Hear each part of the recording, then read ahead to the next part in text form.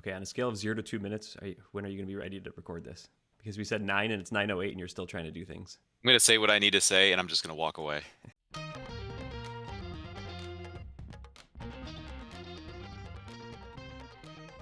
Welcome to another D3 Datacast as we settle into what has already been an exciting Division III basketball season. We've been enjoying it so far, looking forward to the rest of the season. Be sure to join us by clicking the subscribe button here on YouTube. Follow us on your favorite podcasting app if you prefer an audio-only version. Matt, we have a lot to talk about here. We have had an action-packed D3 week, capped off by a huge D3 weekend down at Wittenberg as they hosted the 2023 Great Lakes Invitational. We are both back at our respective homes. We have the Southeast Michigan location here for me. You got the West Michigan location there for you. And the only thing we have to do to finish out our week here is to get a show going for week 3 of the 2023-24 Division III basketball season. I can't believe we've only played 2 weeks, like less than 2 full weeks of action here. It seems like so much has happened. We've seen a ton of great games already. We've seen upsets. Our expectations have been turned on their head. So we got to talk through it because I don't know really what to make sense of at this point. So hopefully by the end of this episode, we'll come to some sort of clarity on what's going on in Division III basketball. Yeah, we'll get it all sorted out by the end of the episode. No problem. I hope so. But before we start, I do need to have an errors and omission segment. Last week, I incorrectly said that Catholic had beaten Mary Washington by 11.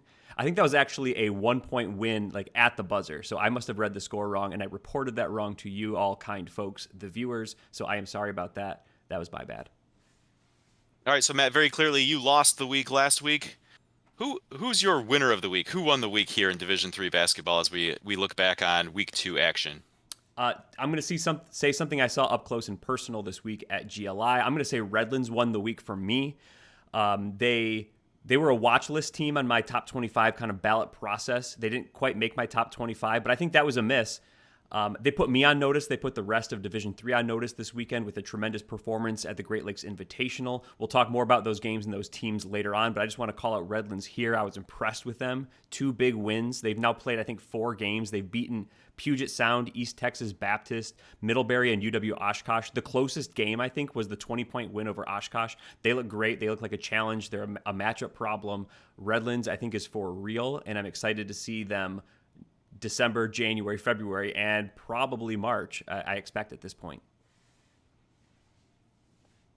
So as I ask myself who won the week, I'm going to go in a similar direction, but take a little different spin on it. My winner of the week, Matt, I want to recognize friend of the program, our friend Ryan Wittenberg, the organizer, the creator, organizer, whatever his official title he wants to be, he's earned it, of the Great Lakes Invitational. Matt, it had already, the Great Lakes Invitational already had a well-earned reputation as being one of the premier events on the Division III basketball calendar. We've talked about it a bunch, but this was our first chance to see it up close and personal in the current 8-team format. And it was very impressive the way everything ran smoothly. I'm not aware of a single hiccup. Just to see up close the caliber of teams that Ryan is able to get to the event. The caliber of teams not only on the court but off the court. I can't think of a single negative interaction the entire weekend. Even as teams that are coming off the court, and rubbing shoulders in the gym, whatever. It was just a first-class event, all involved. Tip of the cap to Ryan. He does a tremendous job. And you know what? We're really looking forward to seeing it again up and close and personal next year when it is hosted at Calvin in a star-studded field, Matt. I think, you can always count on a great field at the Great Lakes Invitational, and the 2024 event, dare I say, may be the best yet to come. You mentioned we had 3 Final Four teams that won Great Lakes Invitational, so that's a really high bar that he's set already. There's a very high bar. But let's just read off the list in case anyone missed the announcement that was announced by Ryan at the halftime of the final game on day 1. Calvin will host the 24 Great Lakes Invitational in a field that will also include Hope, John Carroll, Marietta, St. John's, Emory, UW La Crosse, and Johns Hopkins. So Matt, it was really great to see, some teams that we were familiar with, but also some teams that, while we were familiar with them, we would never really have a chance to see in most circumstances, with whether it's Redlands out in California, Middlebury, all the way out in New England, Vermont. To be able to see them in Ohio was awesome. We have kind of some similar dynamics to come into Michigan next year. Really looking forward to it. Yeah, just a great event. You can't say enough good things about the event. You can't say enough good things about Ryan and his job organizing this event, the schools that put it on. It's really a highlight of great Division III programs, great Division III players, coaches, and as you said, class act by everyone all involved. It was great to cover, and it's going to be great to talk about here on this show as well. I do have one other team, Matt, that was kind of on my watch list for the week, and that's Piedmont. Mm-hmm. Piedmont is one of those teams that you just, didn't think a whole lot about coming into the season, but they almost knocked off Division I Coastal Carolina. Then they played Emory really tough. Yeah. Once we get into, the D3 versus D3 games. So they were a team I wanted to watch this week because they had a big weekend traveling to Wheaton, taking part in Wheaton's tournament there. And they ended up winning the event. They knocked off Wheaton on Friday, right? And then Saturday, we thought maybe there would be a matchup with Heidelberg, but Heidelberg was, we'll say, upset by Alma, and Piedmont beats Alma to win the Lee Fun Classic there. So it was good to see. That was a team that was kind of getting on the radar just because they were playing really close games against maybe outperforming expectations. Maybe not games that they were, they didn't knock off Emory, but they were playing right there. And so it's like, hey, maybe this is a team to keep an eye on. So I made a note of that, and to see them go out and play really well at Wheaton, I think is a team that deserves to be on the larger radar now. Yeah, definitely a team that just over the weekend, we would consistently go to the scoreboard to check how is Piedmont doing. We really want to know. They look like they're going to be good. And as you said, a team completely kind of off my top 25 radar, and I try to cast a wide net. I didn't collect Piedmont in that net, but they're already a team that I'm watching out for. So there's going to be no top 25 poll this week. One more week to go. Don't know if they'll be included in that poll for me or for others, but definitely now a team I am looking out for. I think you're looking out for as well, Zach. So, Matt, we have a lot of reactions and observations coming back from all the basketball we watched at the Great Lakes Invitational at Wittenberg. What about earlier in the week, things that kind of stuck out to you, things that you had your eye on? Yeah, a couple of games I was watching on Tuesday was kind of like the first big day for me. Nichols at St. Joseph. St. Joseph, Connecticut was the team that won that game 77-70, and they moved to 3-0 at that point. Nichols fell to 2-1. I think this was the first big test for Nichols. They competed really well. It was a 7-point game at the end. It was pretty close throughout. They weren't ultimately able to overcome St. Joseph. The Blue Jays, St. Joseph looks very strong this year. They've now beaten Yeshiva, they've beaten Middlebury, they've beaten Nichols, they've beaten Colby. They did pick up a loss this past Saturday to Trinity, Connecticut, but Trinity's also undefeated and a team that's probably on the top 25 radar or mix in some fashion. So I think St. Joseph looks good. I think Nichols looks good. We saw them make deep tournament runs last year. I didn't vote for them in the preseason. Are they a team I'm going to vote for a week from now? I don't know. I think the problem for Nichols all season is their schedule right now doesn't look like it has very many top teams, like very many top 100 teams even. Like maybe, or definitely St. Joseph was one. They ultimately could not win that game. But then like, is Yeshiva even maybe a top 100 team? Maybe, maybe not. So they just don't have tons of opportunities to prove themselves to me. So they're going to have to rely on putting up huge margins against maybe what looks like a little bit of a softer schedule. So we'll have to see what Nichols, what they can put together this season. A great team, a great program. It's going to be tough for them in my mind to get consistently in my top 25 picture though, which is the schedule that they have, and not winning a game like this against St. Joseph is going to be difficult for them, I think. Another game for me on that same Tuesday was Anderson at Wabash. Wabash was ranked 16, and you might remember this as our upset watch game. It was very close throughout. Anderson had a 2-point halftime lead. Wabash kind of stormed out of the break, and I think maybe a 10-point run early in the second half to give them a 9-point lead. But then Anderson just reeled that back in, clawed all the way back, and kind of the next 10 minutes of that second half really took the lead back. 5 minutes to play. Anderson had the lead for good, and they did a lot of damage from the outside. The Ravens made 12 three-pointers in the game. They knocked off Wabash, so upset watch hit. That was unfortunately not the best loss for Wabash, but I think Anderson looks pretty good now. And Anderson might be another team that should be kind of on that maybe top 25 watch list, raising eyebrows, seeing where they go from here. If they can put together some more strong wins. I think they look good. I think the Heartland Conference, the HCAC, is looking really strong as a league with some early season results. So I was interested to see Anderson beat Wabash there. And then Wednesday, there was another one I know we both had our eye on. Randolph-Macon play at Christopher Newport. Christopher Newport got the win there at home, 64-54.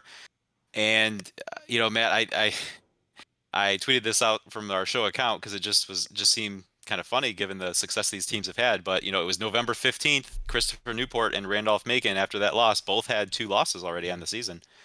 Very clearly, Randolph-Macon has some things to be figured out offensively, right? They had an offensive struggle against Virginia Wesleyan, and then they didn't hit the 50-point mark until I don't know if you quite want to call it garbage time, but I think the result was mostly not quite was mostly settled before they hit the 50-point mark there. So offensively, it's looking like a struggle for Randolph-Macon, and that's their room for growth, I suppose. Yeah, 2 teams here in Randolph-Macon and Christopher Newport who are ranked in the top 15 in that preseason poll. Randolph-Macon was number 14. Christopher Newport was number 1. I think very clearly they're both not going to keep those rankings. We'll have to see where it comes out in another week, right? But yeah, they're not quite the teams we expected to see coming in, particularly from Christopher Newport. They ultimately did win this game, and I think Christopher Newport is figuring it out and will figuring it out. Just their new team, their new players, their new rotations. But yeah, as you said, Randolph-Macon, particularly on the offensive side of the ball, really seems to struggle against good defenses. Now, Christopher Newport, I think, is a pretty good team. Virginia Wesleyan looks like a really good team, so it might be more saying about their opponent than them, really. But looking at the line scores, yeah, only 44 points in that road loss at Virginia Wesleyan, as you said. That Christopher Newport game, 24 points in the first half, and then hitting 30 points with only 9 seconds left in the second half. It's like, if you're only scoring 20 points in the 20s in halves of basketball games, that's just challenging for like 2 games in a row. So I expect them to get better as the season goes on. They have a great coach, Josh Merkel. They still have a lot of talent on that team as they're kind of changing over from a national championship 2 years ago. But yeah, kind of just a struggle. You're not used to seeing, maybe Randolph-Macon struggle this much to score the ball. But yeah, that was an interesting game. 2 good teams. I think 2 good programs that will be in the mix at the end of the season. Right now they're both kind of a little bit more results than, really strong results. I do expect Christopher Newport to stay in the poll somewhere. Not sure about Randolph-Macon. They might be out of the poll at this point with some opportunities in a strong ODAC, as we go throughout the season to get back in it. But they might be a little bit more of a wait and see for many voters. Probably me at this point, but we'll have to figure that out as we go. All right, so let's get into what we saw over the weekend a little bit more with the Great Lakes Invitational giving us a chance to see 8 teams in action on back-to-back days. I was really interested, Matt, to see if there would be any opinions I formed or anything I thought about a team on day 1 that would really change day 2. Like if we feel like, hey, where was this team yesterday? Positive or negative. And I have to say, mostly, I don't think we saw that. I don't think there was anything that was really surprising on day 2 from what we saw on day 1. But we thought we'd go team by team, and we would present this in how we see like a Great Lakes Invitational power rankings. Yeah, so coming out of the weekend, we talked on the car ride home back to Michigan from Ohio, and we kind of ranked teams in order. So I think the team that we came out kind of thinking that they were maybe on the bottom of the pile in this weekend was La Roche. They had a game against UW Oshkosh, a strong team, but they, 77-68 was the final score of that one. They lost that game. They lost to Calvin then on Saturday, 74-54. La Roche does some things well. I think their players play with a lot of energy. They don't have a ton of size, so going up a team like Oshkosh and like Calvin, who maybe will have some bigger bigs, I think that was a little bit of a struggle for them. I think at times some of the shooting numbers were a little bit low. Some of that was shot selection, and some of that was just maybe shots not going down. So we'll have to see if that continues for La Roche or not. But it was a struggle, not being able to hit some of those outside shots, even the open looks. than beating a team like Calvin, who was going to be able to pound the ball inside offensively and score at an efficient rate. That was going to be very difficult for them. But LaRoche plays in the AMCC, not the strongest conference in the country, so I think they're still going to be able to rack up a good number of wins in their league.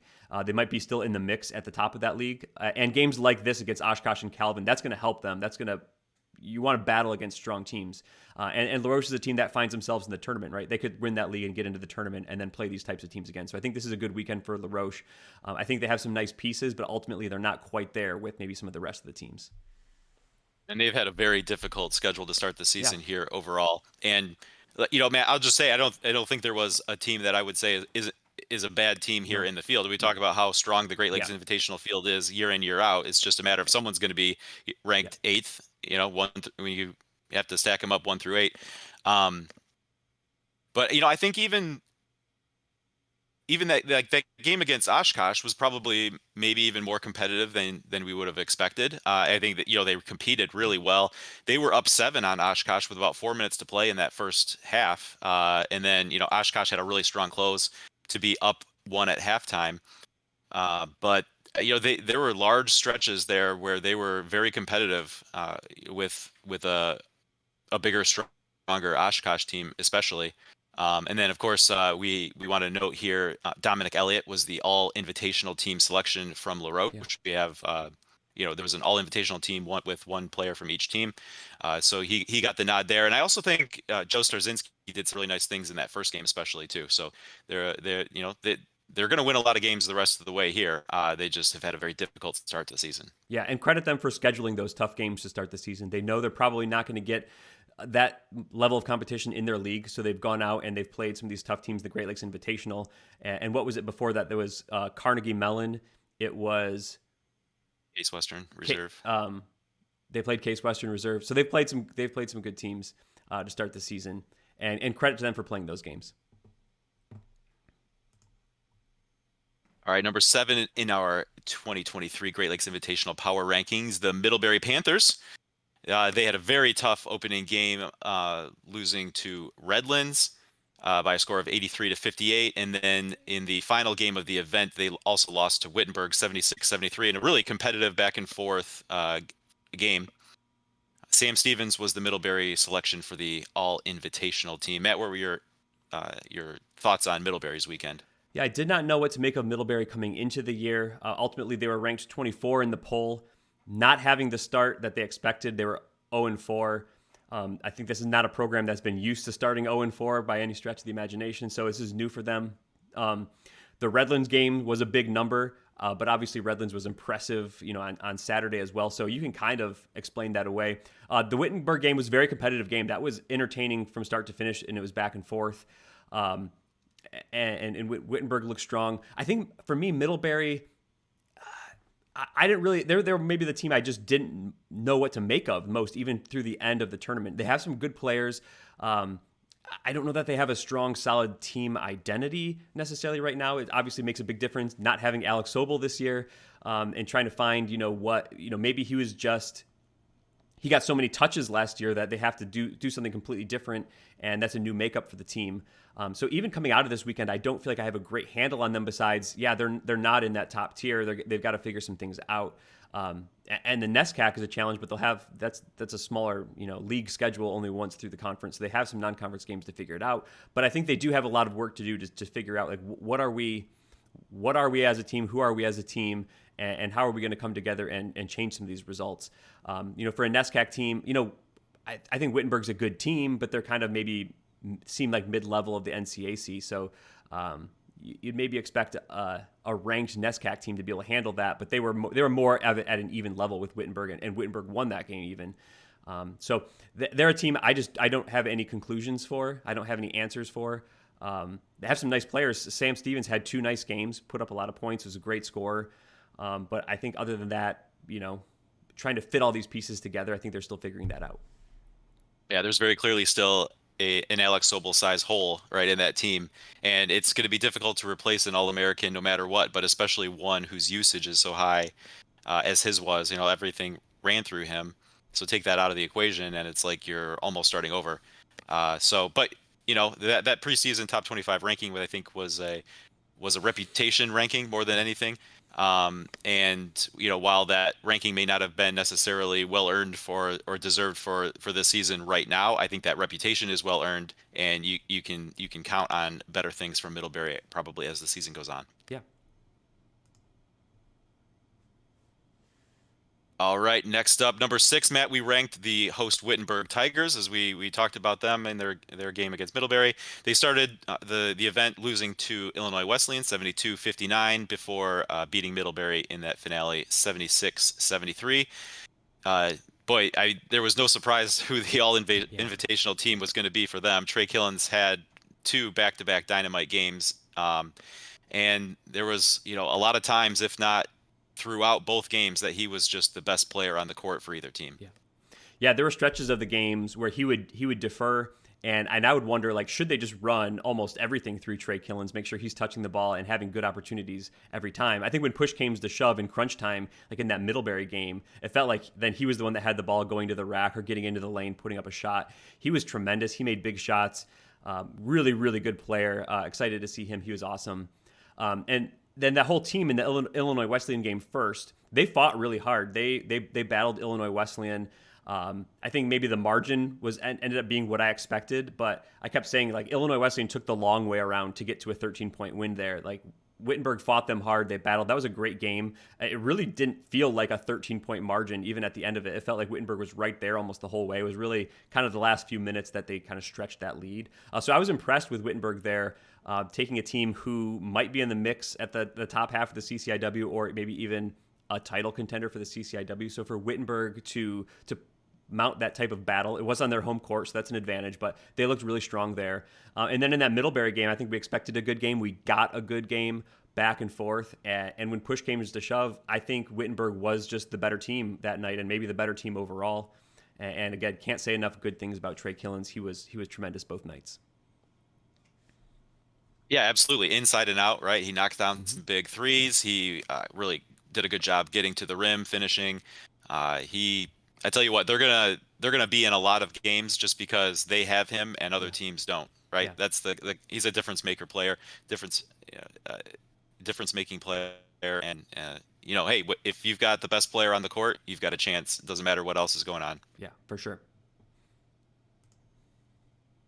All right, next up in our power rankings here, Matt, number 5, we went with Illinois Wesleyan, the Titans. They beat Wittenberg in that opener 72-59, as we talked about. And then another really competitive one of the real games of the Invitational. They lost to Marietta 67-63, and they were led by Luke Yoder to the All Invitational team. Yeah, we saw some good things out of Illinois Wesleyan this weekend. We saw some question marks from Illinois Wesleyan this weekend. In that Wittenberg game, they had to fight and claw for kind of every bit that they got in that game up to the 13-point win. I think Luke Yoder was a difference maker in that game. If I recall, he had something like 22 points. He was instrumental in like getting all the way to the bucket in the second half. He was obviously a tremendous talent for Illinois Wesleyan, and he made a big difference there. You can see that they missed him last year and are glad to have him back. We talk about Illinois Wesleyan a lot, and you can see it when they step on the court. They are a huge team. They have a lot of height, a lot of length. Although at times, to me, it seems like they maybe struggle using that size or converting that size into consistent points or even sometimes rebounding. I should check the numbers. I don't have them in front of me, but it doesn't really feel like they out-rebounded Marietta, and they were bigger and longer than Marietta, I think. So just maybe figuring out how that's going to work for them down the stretch is maybe a key. That Marietta game was tremendous. It was Illinois Wesleyan out to an early lead and then like a 20-point run for Marietta. And then it was kind of back and forth from there. A really good game between two good programs. That's exactly what we wanted to see. But I just didn't feel like Illinois Wesleyan quite had just enough shooting consistency or enough. I don't exactly know what it was. But it just felt like they were missing something. I don't know if it was using some of that size and length, if it was, Yoder's such a good player, but could he be even more aggressive, like getting to the basket sometimes? Would that help it out? I don't know. A good team. I think they're going to be in the mix. I still just think it's early, right? It's November for everyone, but just finding their rotation, the guys that they're going to go to bat with. I think they're still playing like 12 guys. I think they got to find out like who their 9 or 10 really are. Um, and they have a bunch of good options, but they just have to find who that is and develop a little bit more consistency, I think, down the stretch and into the CCIW season. Right. You mentioned that depth. One of my notes was they went 13 deep Mm. versus Wittenberg. Right. So it's like what it feels like that's got to tighten up a little bit as you figure out what your pieces are, what you can count on. And like you said, I think they are like it feels like they're a piece away. Now I think if that piece would be like an elite perimeter shooter, and I think they have guys who could be that. Like or on any given night, you could have a guy that puts up like 4 for 7 from three, but it's like they're missing who that actually is that you can count on more on the night in night out basis, right? Yeah. But maybe that's something they figure out and they win the CCIW. Like that potential is there. You mentioned the size. There are teams that maybe can field a big starting lineup, but there are very few, if any, other D3 teams who can roll in like that second wave of Mm-hmm. size off the bench, right? I Yeah. mean, you see right now Harrison Williamson's coming off the bench, right? Yeah. Like no one's bringing a guy of that size and skill Yeah. off the bench. Yeah. And who knows, maybe later in the season, like that flips a little bit. But Yeah. if he enters the starting lineup, that means someone else is coming off the bench who has great size, right? So regardless of what the name is, they have like that second wave of really good size that just is a luxury you don't really see in Yeah. Division Three much at all. And they're all good players, like you said. Yeah. Williamson coming off the bench, you don't have 6'8", that much talent coming off the bench. I just don't know if it's a thing like if you play 13, do they have trouble getting into the flow if they're not maybe getting quite as many minutes? If like 9 guys in a flow of 10, 12 minutes minimum, if that helps your team out, I don't know. The coach obviously knows that, so they're going to make those decisions. But that's just one thing I felt watching them.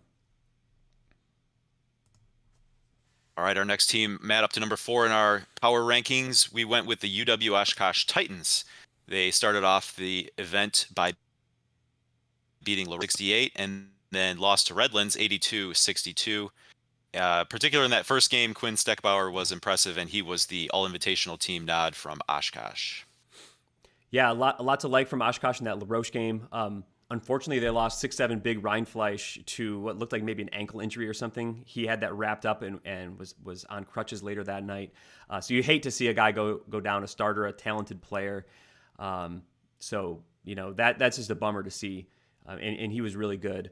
But the team was able to battle to hang on without him and beat LaRoche. I think they missed him the next day with Redlands. Redlands is a completely different style than most of the teams they're going to see, than any team they're probably going to see the rest of the year. It's hard to play against that type of team. But to have another 6'7" guy that is not concrete footed, right? That could help get over some of the length of Redlands and get through the passing lanes would have helped them. Obviously, I don't know if that would have overcome the 20-point deficit that they had there. Lot to like with Oshkosh. They have some really good guard play. They have some talented guards. Steckbauer was great. Mahoney was good. They have a lot of good talent. They are replacing a whole bunch from that tournament team last year, that Elite Eight, I think it was, team last year. But they're going to be good. I think they're going to be in the mix still in the WIAC. Definitely top half in my mind from what I saw. So a lot to like from the Titans. What do you take out of a Redlands game? I don't know. You take it as hopefully we don't have to see these guys again. They were just so impressive. But shouts to Oshkosh for battling the entire game. They didn't give up, even down big with a couple minutes left. They were, not complaining that Redlands was still running their game plan. They were still battling hard. Coach Lewis has them like, hey, if something doesn't go our way, let's focus on the next play. Let's try to win the next play. Let's try to win these next 2 minutes. So I think that as a team, they have a good mindset, a positive mindset, and I expect them to continue to build going forward. Yeah, and they entered the year with some questions just in terms of personnel Mm-hmm. because they're replacing some really big players, Yeah. really big time players. And I think we saw some young talent on display, right? You figure a program like Oshkosh, they've probably got another wave. They've probably got some really good young players. You just don't know who they are or what they are. And I think you can see that there's not going to be a huge drop off. They probably will be right in the mix there in the WIAC. Yeah. All right, Matt, let's go to number 3 here. We went with the Marietta Pioneers. Marietta lost to Calvin on Friday, 68-51, and then bounced back in a game we've talked about a little bit already, beating Illinois Wesleyan 67-63. All invitational team member was Sami Willoughby. Yeah, you mentioned there wasn't really a team that we changed opinion on game 1 to game 2. Maybe the closest to that would have been Marietta. Losing by 17 to Calvin really wasn't the Marietta that we saw the next day to a large degree. I think Calvin played great. I think Calvin played their best game of the early season against Marietta. I think they deserved that win. They maybe forced Marietta's hand on some things. Calvin's a great defensive team. But the next day they just came right back and they battled hard against Illinois Wesleyan. I think Illinois Wesleyan is good. I think these are two teams that will compete toward the top of their conference. Obviously, Marietta in the OAC, they have Mount Union and they have John Carroll, two looking like behemoths there. So maybe they end up third place. Maybe they challenge one of those two teams for the top three. But a lot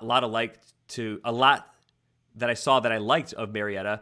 Sami is obviously a great player. He is super strong. He's listed at like 6'4", but he plays more like he's 6'7" than 6'4". Sometimes he'll go up amongst the bigs and he will just rip down a rebound, or he'll be playing in the post and he's going to go up strong. So he plays 2 or 3 inches taller than he is. They also had good games from guys like Cooper Parrott, knocked down some big shots. Was maybe their leading scorer in game 1 against Calvin, and then double figures again against Illinois Wesleyan. Again, not looking at my box score. But a lot to like for Marietta. John Vanderwall has them playing tough. I think they're a good team, and I think they're going to be strong in the OAC, and they're going to upset some teams. I think last year they maybe beat one of those top 2 teams. I think it maybe was that Mount Union? They knocked out John. John Carroll. John Carroll in the OAC semifinals. Yeah. So they've won those types of games even last year. So to bring back a lot of talent this year, and put up a good showing like a team like Illinois Wesleyan, I think that was a lot to like from Marietta. Yeah, Sami Willoughby had some really strong, important rebounds down the stretch in helping to beat Illinois Wesleyan. Like you said, a very strong player, plays bigger. Height-wise, at a disadvantage against that Illinois Wesleyan lineup, but the strength, to go up, get a strong rebound, was very impressive. I think as much as putting the ball in the basket is important, the way that he corralled some of those rebounds was equally important on the other end. Yeah, really impressive player, and there was a lot I saw I liked out of Marietta. Yeah, they had a stretch. They had a stretch there in the first half against Calvin, where Calvin put the vice grip down on them, and they were having trouble making shots, and that was a rough go. But some of the shots started falling against Illinois Wesleyan. All right, number 2, we went with the Redlands Bulldogs here, Matt. Very impressive weekend overall for Redlands. We've talked about both their games so far, with talking about the other teams. Beat Middlebury 83-58, and then turned around and beat UW Oshkosh 82-62. Those Region 10 Island teams, Matt, they're out there. So here they come to Ohio, get a win over a NESCAC, get a win over a WIAC, in impressive fashion, both games. Boy, just an even, balanced team. They get contributions all over the place, but it was Kendrick Curry who was honored as the All-Invitational team member.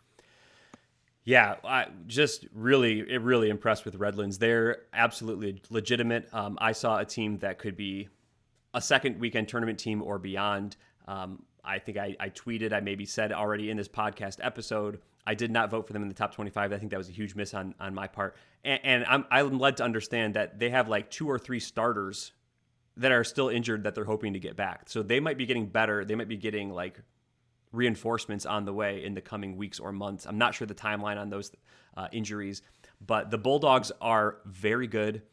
They force you into playing a way that you are not used to playing. They have a lot of length and athleticism. They tip almost every pass, every ball. If you hesitate for a moment or try to go like side to side in the backcourt, they will force you into backcourt violation. They will turn you over. They will steal the ball. They will tip a pass. It's just so difficult. They make everything you do on offense so difficult. And then they turn around with energy and they try to score the ball. And they're not like a system team that like jacks up shots. They find good shots. They make good shots. You can break their press and get an easy layup, but good luck doing that consistently. It's not anything, I don't think anything like what like Greenville or Grinnell have run. It's up tempo, it's fast paced, and they're going to press you a lot. But they do it in a way that's very, very disciplined and very, very organized. The players absolutely know what they're doing. They fill their roles tremendously well. And I just saw a team that, in my mind, they're right up there, like top 15, maybe top 10 team in Division Three. I think still a long way to go. It's November, but I think they're tremendous. I think whatever outsider status they had or they think they had, I don't know that any longer exists. They are firmly, in my mind, on the national radar and in the mix. Redlands was great. If you had a time machine and came back and told me that's the team that's going to win the national championship, from what I saw this weekend, I'd say, yeah, okay, I can see it. Right? Like I think that possibility exists. You mentioned, and this is the way I like to describe them, is they really do make everything you try to do on the basketball court difficult. Right? Inbounding the ball is difficult. Getting the ball across half court is difficult. The half court defense, if you can get into your set, is difficult, right? And then they, not like in a system team, get a shot as quickly as possible way, but they force the issue offensively too. And they're not big in a traditional sense. Like they're not Illinois Wesleyan type of big, right? A more like traditional big team, but they are a big team. I think they are a big team, right? Maybe not in a traditional sense, but it's like everyone on the court is 6'3", 6'4", 6'5", with length and athleticism, right? So these guys have long arms. They're covering a lot of ground. And you can tell that they have a ton of fun playing and playing the way that they do, right? You talk about a team, sometimes you can just see the way a team plays with a certain mentality, right? And this team goes beyond that. They play with a personality, right? They know what they're trying to do. They love doing it. And there's just like the joy comes out. It was easy to see. And on the other side, the frustration sets in. You see in their game against Middlebury, in Oshkosh, and in little ways. You mentioned Matt Lewis did a great job keeping positivity kind of next play, but there were definitely individuals on the court at different times. You could just see the frustration, and there was one moment that I think just kind of sums it all up that we saw at the media table, just right in front of us. I think we were kind of waiting for an inbound play. And, from the other end, but down on the court right in front of us, there was a player who was just, I think, vocalizing some frustration just to himself. And there was the Redlands guy who was down there, was just kind of, he just would kind of laugh. Like he was kind of hearing what was going on and just kind of laugh. And not like in a taunting or negative way. It's just like he knows, right? Playing that system, playing that the way they do. I'm sure he's seen opponent after opponent deal with that kind of frustration, and it's just what they do to you, and they love to do it to you. Like they take so much joy in just knowing that we are going to make your life miserable. And they force it on you. But as you said, they just have so much joy. Their bench is like an intense bench the whole game. They're like cheering their guys on. They're rooting for those turnovers. They're like barking at each other. It's just a fun game, a fun atmosphere. You can tell that they love to bring it. They love to compete, and they compete really, really well. So for all of us on the other side of the country, I can't encourage you enough to check out a Redlands game on a stream sometimes. I know sometimes it might be late at night or whatever, but I mean, this is a team to watch. They're a fun team to watch, and they've got some more big time matchups coming up. Definitely a team to check out of curiosity because they're fun to watch. All right, Matt, that leaves one spot open for, thankfully, our Kelvin Knights. They had another good weekend along with Redlands. I think the two best weekends overall, starting off with that big 68-51 win over Marietta, followed up the next day with a 20-point win over La Roche, 74-54. Uchenna Egekeza was really excellent both days defensively, making plays offensively. Just we know what Uchenna is. Really a do everything player for Kelvin. He does it all well. He was the all invitational team nod for the Knights. Yeah, and to be clear, just off the bat, our little power ranking here, number 1 versus number 2. There's like, for me, for the weekend, there's like no separation between these two. Like picking one above the other is not really a big statement one way or the other. They both just had two big wins. They beat the teams in front of them, and we just kind of picked the order here. We decided, I think, maybe we would rank Marietta a little above Oshkosh. So that gives Calvin the best win of the weekend, whatever. Anyway, two really good teams that we saw. The first game, it was Calvin's best game of the year, beating Marietta 68-51. Big game from Jalen Overway, as we would expect. But a lot of guys chipped in.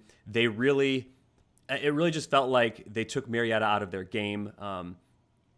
Marietta tried zone for like a play or two, and then Calvin was able to break through that, and then they abandoned that idea.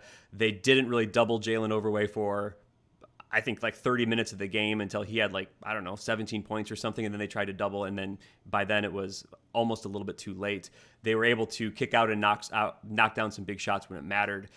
This was a game that I think they put everything together. They played a really good team, and they kind of just handled them from start to finish and won soundly.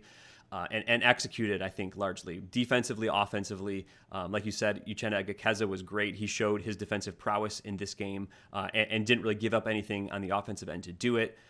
He was tremendous all weekend. I think he had 10 rebounds against LaRoche in game 2. That was a game like LaRoche was competitive early when they were maybe knocking down some shots where we would look at each other and kind of roll our eyes, like a mid-range jumper falling away to the side, and it's nothing but net. But they couldn't keep that shooting up, and really ultimately they had kind of a down shooting night. Calvin made things difficult for them. They're not a team that can really match up traditionally with like a 6'10 big like Overway, and they struggled there. When Jalen had a nice move driving into the lane with a tight spin move, switching to his left hand and laying it up and in, it's just like, things are going to go Calvin's way in this game, and it did. I think LaRoche was a little bit overmatched, but their guys competed hard in the game. Again, like we said, they're a good team. But I think this weekend Calvin showed exactly, what we as kind of fans and supporters, alums of the school, kind of wanted to see, and I think what they wanted to show of themselves. Still November for all these teams, for Redlands, for Calvin. Very early, things can happen, things can change, our opinions and views can change. But these both looked like two teams we saw that could get into the tournament for sure, and that could advance to like a Sweet 16, if not beyond. So really impressed with what I saw from Calvin. I think they're a good team. Not very many gaps. Obviously, things that they could improve on. All coaches will tell you that. But they looked like the real deal this weekend, I think. Yeah, in both games they were able to get out to double-digit halftime leads, and then I believe in the neighborhood of about 15 points. I think it was definitely a 15-point lead against Marietta. Mm-hmm. I think it's something similar against LaRoche, and then also even with that lead, then also win the second half. So they did a good job of not really letting up. I mean, not that we were feeling super comfortable throughout much of that second half against Marietta. But I think they really did a good job of keeping the focus to make sure that it didn't get more interesting than it needed to in both cases. Yeah, definitely took care of business in both halves, and tremendous to see.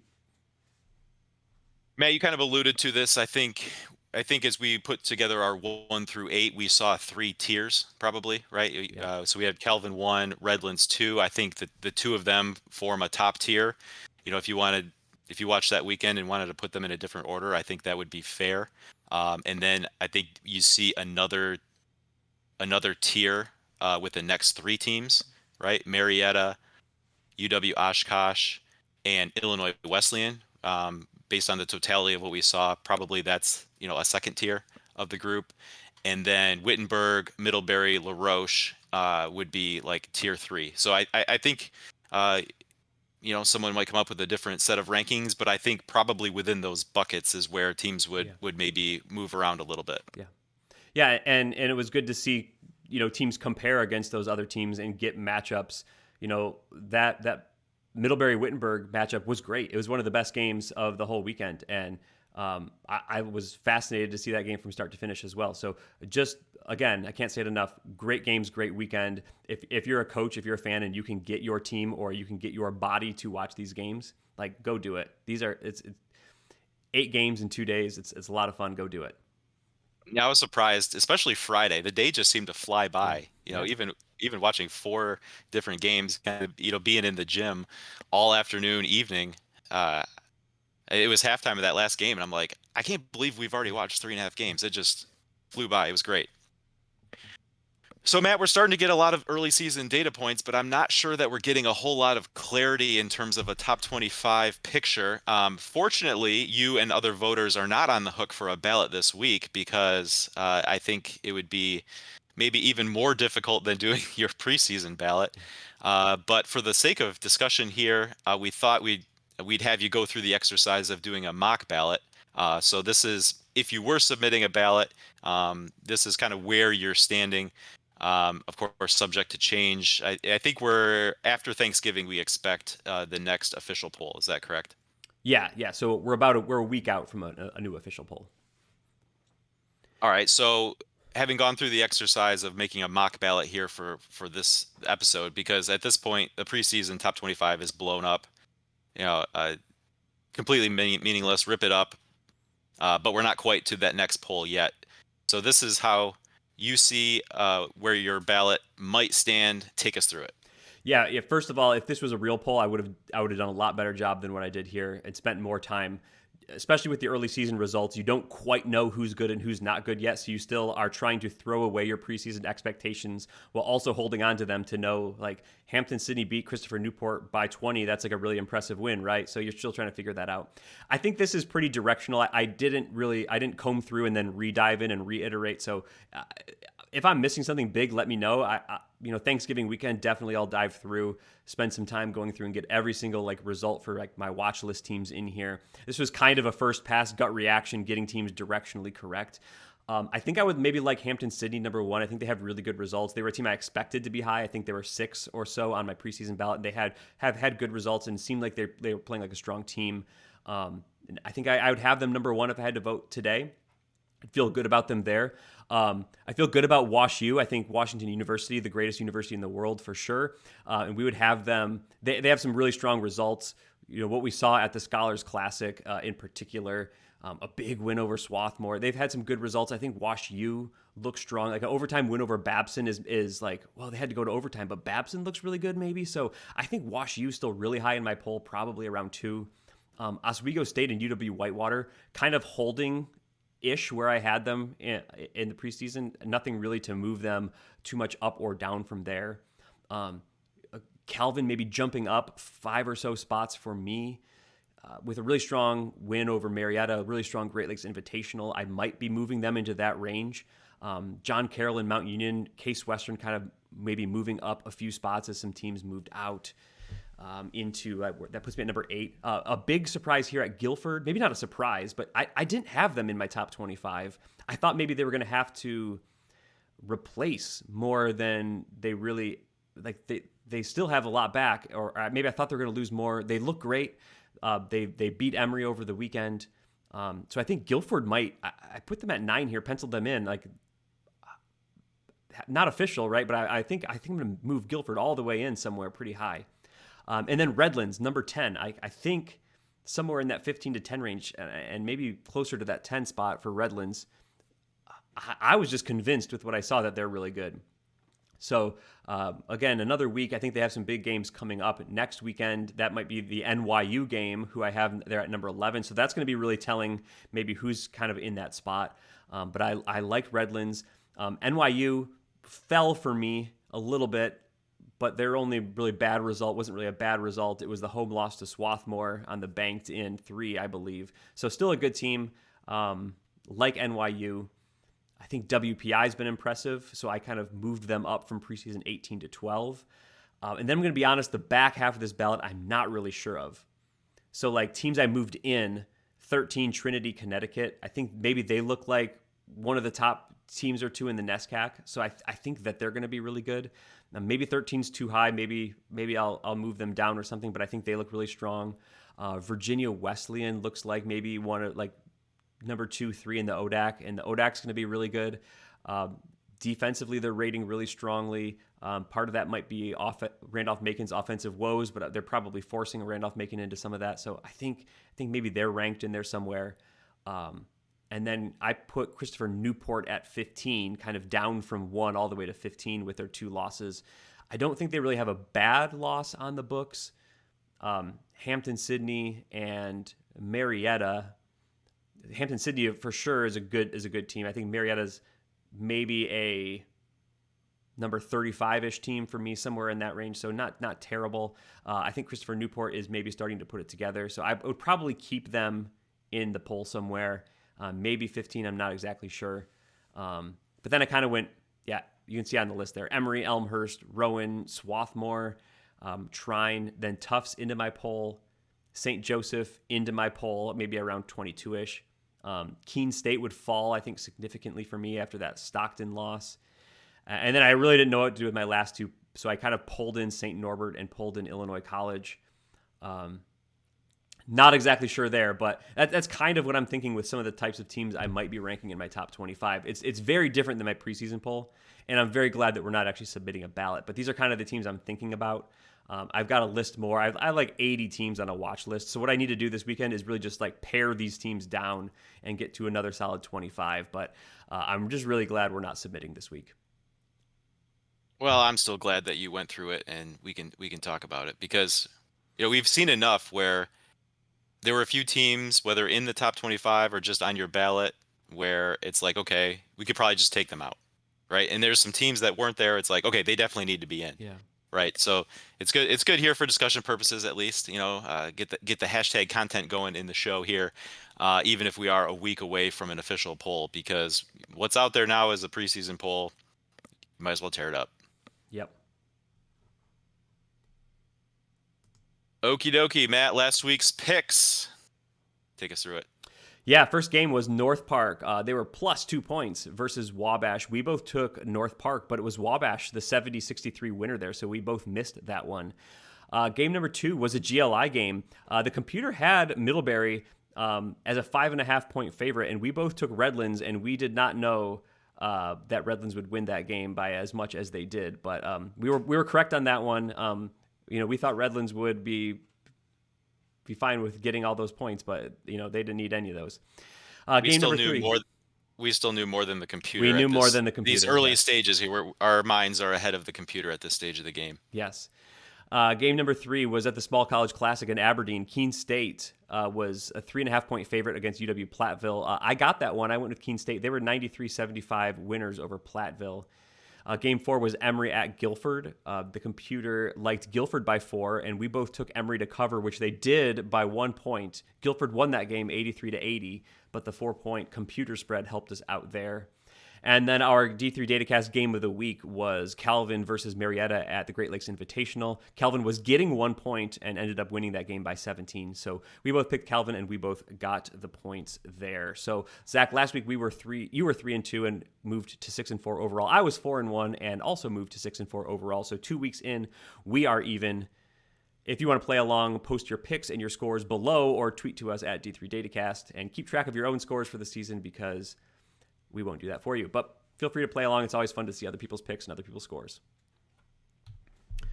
All right, this week's slate. We have 5 games for you here. I'll read them off quickly, then we'll make our picks. The first game is Illinois Wesleyan plus 8 points at Wash U. The second game is Mary Hardin Baylor plus 2 points at St. Thomas. The third game is Mary Washington minus 3 versus Rowan on a neutral site. And Wesleyan is minus 3.5 at Farmingdale State. And our D3 Datacast game of the week is NYU plus 3 points versus Redlands. That game is actually out at Redlands, is it not? It is. I believe that is at Redlands. Yes, that is a true road game for NYU. All right, so Zach, who do you like at Illinois Wesleyan at WashU? Yeah, WashU's been very impressive. Illinois Wesleyan, as we've talked about, a few things to figure out, but I think they can match up. I'll take the 8 points here. I think Illinois Wesleyan, at the very least, will always be a difficult enough team to play against that, 8's just too big of a number for me. Okay, you're going with a number. I am going to give all those points away, and I'm going to still go with WashU. Even with a big number there, 8 points, I think that the Bears at home can cover that. Game number 2, Zach. Game number 2, I will take the 2 points with Mary Hardin Baylor. Matt, sometimes Mary Hardin Baylor can be a difficult team to predict what exactly is going to happen for that 40 minutes they're on the court. Good team, but don't always maybe play to their potential. St. Thomas had a really good year last year. I'm not sure I'm as impressed with some of the results I've seen from them so far this year. I'll take Mary Hardin Baylor plus 2. I'm going to go the same direction as you, plus the 2. I think getting points for Mary Hardin Baylor. I think Mary Hardin Baylor is a little bit of a better team. So even 2 points doesn't maybe quite offset the road home field advantage there. But I still think Mary Hardin Baylor, if they treat this as a big game, it always seems like, do they value this game or not? Are they going to get up for this game or not? But I'll go with the crew here and take Mary Hardin Baylor +2. Mary Washington -3 versus Rowan. Yeah, this is technically neutral court, maybe more slightly home-ish game for Mary Washington, with this game being played at Christopher Newport. However, the 3 points, I will take Rowan +3. Yeah, 3-point advantage for Rowan. Neutral court. I'm voting for Rowan. I'm not voting for Mary Washington currently. So that means I should probably take Rowan, and I will. If this was straight up, though, I think it would still be a difficult game to pick. It's definitely a game Mary Washington could win, but I would expect Rowan maybe to come out on top, especially getting 3 points there. I will take Rowan. Fourth game, Wesleyan and Farmingdale. Zach, who do you like? I struggled with this one, but I think I'm okay going with the 3.5 point favorite Wesleyan here. Yeah, I'm going to go the same direction. 3.5. NESCAC versus Skyline. I think I'm gonna give the 3.5 points and go with Wesleyan. I think some of their results have come out fairly strong early on. I haven't actually honestly dug into Wesleyan too deep, but I think that they might have a good team this year in the NESCAC and compete in the top half of that league. So I will take them over Farmingdale, even giving the 3.5 points. And then the big game, the game that you and I will both be keeping our eye on, NYU is +3 at Redlands. Yeah, after what we saw this weekend, I think I'm going to go with Redlands, even as 3-point favorites there. I think it's a team. I think they really relish the opportunity to come out to the Great Lakes Invitational and test themselves against some other teams they don't usually see. I think with what Redlands is and where they're ranked, the expectations, or excuse me, and where NYU is ranked and the expectations NYU has, that UAA brand, I think those Redlands guys are going to be ready. That place is going to be a difficult place for NYU to play. Give me Redlands. All right, I'm going to go the same direction for many of the same reasons. As I said, I think I thought Redlands was legit coming out of the GLI. They're going to get an immediate test here to see if that's true against NYU, a team that is picked toward the top of the UAA, one of the best conferences in the country, if not the best conference in the country. In my little fake poll I just put up, I think I put them next to each other. This is going to be the big game. It might be one of the games of the year for the entire season, right? For the way it's looking. This is a chance for for who's going to beat a team like Redlands. From what I saw this weekend, I have no idea. Maybe a team like NYU could do it, but for now, I'm just going to stick with Redlands. I'm going to stick with what I saw this weekend, and even though NYU is getting 3, I'm comfortable laying that and taking Redlands. All right, that moves us on to Upset Watch. We mentioned this game earlier. Last week's Upset Watch was Anderson at Wabash, and Anderson won that 72-67. So good job for the Ravens. They look strong this year. If they continue with these results, they might find themselves in the poll as well. So really liked what I saw out of Anderson. Unfortunately, no Upset Watch this week. I think there's just too much jumbling going around in the poll. I don't think any team is really where they are ranked number wise. So it'd be hard to come up with an upset and not have a million people coming out to me and being like, yeah, but they're not the number 10 team anymore because they lost 2 games or whatever. So no Upset Watch. I'd rather not do one than just throw something out there. So unfortunately, no new one this week. And that brings us Matt, to the mailbag. we have one item here to cover in the mailbag. Got this one through Twitter/X. Comes from JR. After 2 weeks of games, which teams have moved onto your top 25 radar and which have moved off? Covered this a little bit, Matt, but maybe this is getting a little bit more into the watch list territory. How are you seeing some teams, maybe moving into the mix or just moving completely out of the mix? Yeah, I think the top team off, Barry. I thought that they were returning a lot from a decent team last year, top 50 or so team.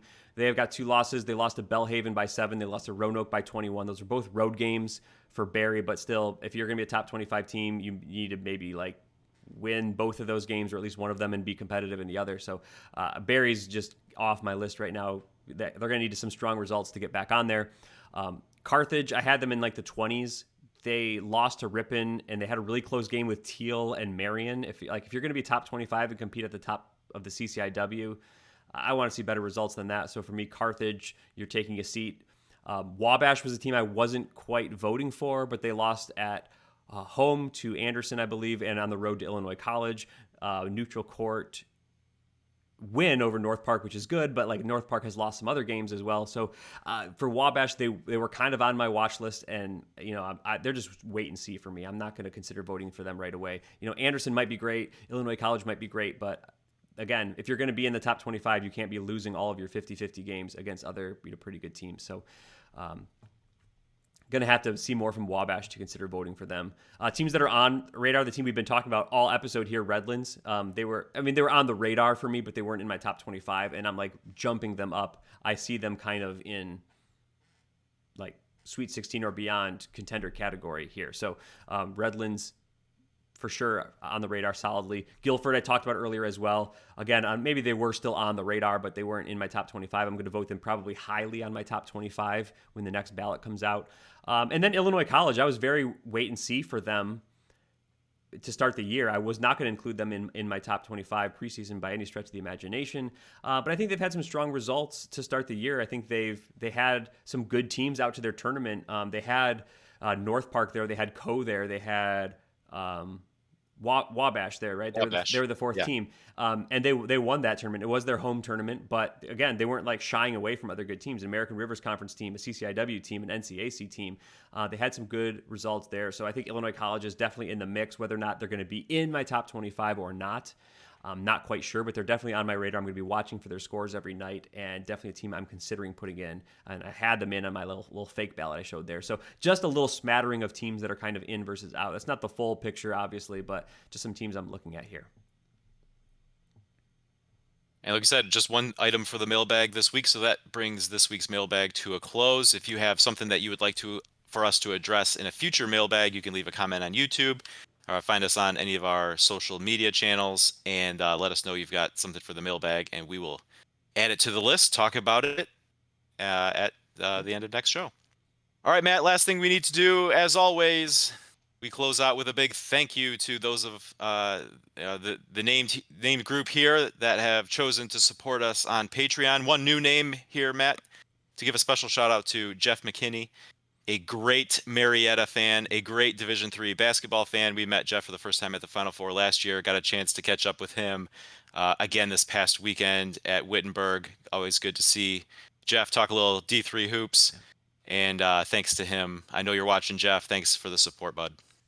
Yeah, thanks to everyone on the list. We couldn't do the shows. We couldn't do the D3Datacast.com, the regional ranking data, the efficiency ratings that we post there, keeping that ad-free. That's all thanks to the support of these people. If you would like to support us, D3Datacast, or patreon.com/D3Datacast is the place to do that. If you can or don't want to financially support us through that we completely understand. If you want to like the episode, subscribe to the show, share the episodes.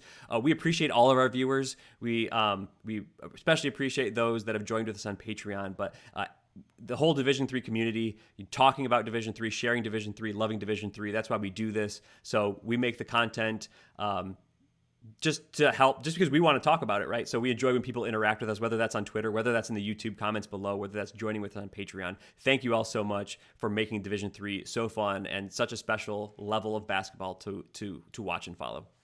That's it for this week. We'll be back next week, Matt. We'll conclude our Thanksgiving weekend by recording another episode. But in the meantime, enjoy week 3. Happy Thanksgiving, and good job, team. Good job, team.